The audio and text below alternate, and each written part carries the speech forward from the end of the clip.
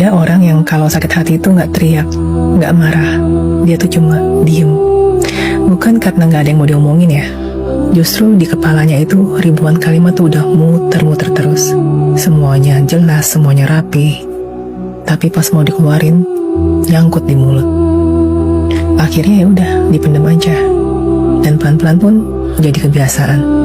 Jadi kayak tombol otomatis. Ketika disakitin, ya tarik diri.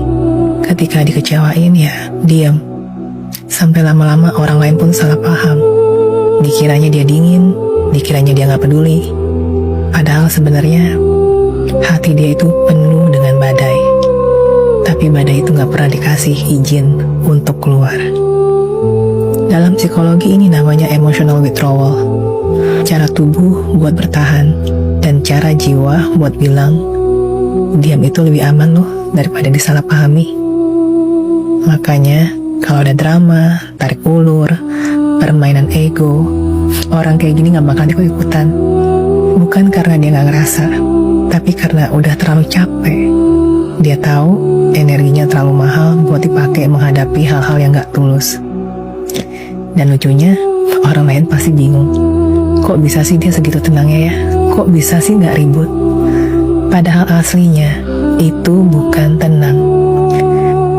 Itu adalah luka yang udah dilatih menjadi hening.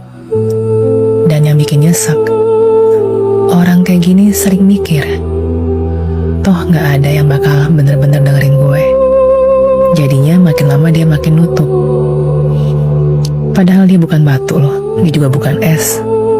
Dia cuma manusia yang pernah terlalu sering ngerasa salah, ngerasa gak dimengerti. Sampai akhirnya dia percaya bahwa diam lebih aman. Dan yang dia butuhin bukan dipaksa ngomong, bukan juga dicecar biar jujur. Dia cuma butuh satu, rasa aman.